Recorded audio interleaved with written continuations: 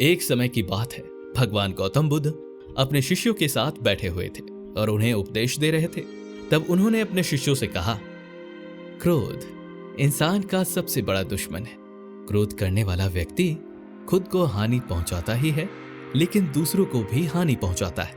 वह प्रतिशोध की आग में जलता है और अपने जीवन को बर्बाद करता है। उनके उपदेश खत्म हो जाने के बाद उनके शिष्यों में से एक शिष्य खड़ा होता है और उसे बोलता है, तो एक ढोंगी है, तेरी बातें मनुष्य के रहन सहन से विपरीत है। तू जो भी कहता है उसे अपने जीवन में अनुसरण नहीं करता और दूसरों को यह सब करने कहता है। जब उनका यह शिष्य गौतम बुद्ध को उल्टी सीधी बातें कह रहा था, तब गौतम बुद्ध ने कोई प्रतिक्रिया नहीं दी और वे शांत बैठे थे। लेकिन ऐसे में वह व्यक्ति और भी ज्यादा गुस्सा हो गया और उसने गुस्से में आकर उसने गौतम बुद्ध के मुंह पर थूक दिया। इसके बाद भी गौतम बुद्ध को गुस्सा नहीं आया और वो शांत थे। उन्होंने अपने चेहरे से थूक को पोंछा और चुपचाप बैठ गए। यह सब देखकर उस शिष्य को समझ नहीं आया कि वह क्या करेगा। गुस्से में आकर वह उस जगह को छोड़कर चला गया और अगले दिन अपने घर पहुंचा। जैसे वह अपने घर पहुंचा तब उसका दिमाग शांत हो चुका था। दिमाग के शांत होते ही उसे इस बात का एहसास हुआ कि उसने कितनी बड़ी गलती की, उससे पाप हुआ है।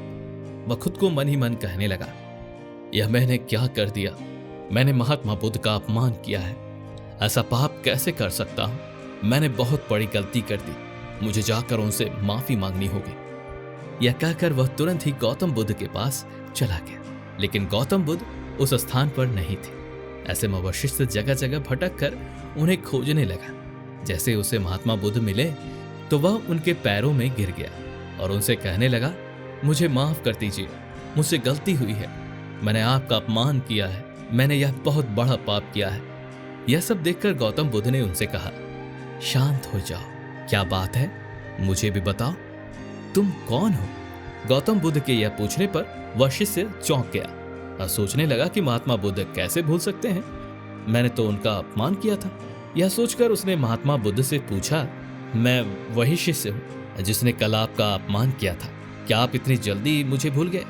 हमें कल की बातों को कल ही छोड़ देना चाहिए और वो अच्छा हो या बुरा, उसके बारे में बार बार विचार नहीं करना चाहिए। मैं बीती हुई बातों को पीछे छोड़कर आगे चलता हूँ और ऐसा ही हम सबको भी करना चाहिए। महात्मा बुद्ध ने उस शिष्य से कहा। महात्मा बुद्ध की यह बातें सुनकर वह शिष्य और भी ज्यादा प्रभावित हुआ और उनसे बोला, मैं आज से आपकी हर बातों को माना करूंगा। इस कहानी से हमें सीख मिलती है कि क्रोध करना इंसान के लिए सबसे खतरनाक है। क्रोध में मनुष्य को कुछ दिखाई नहीं देता, वो बस प्रतिशोध की अग्नि में जल रहा होता है।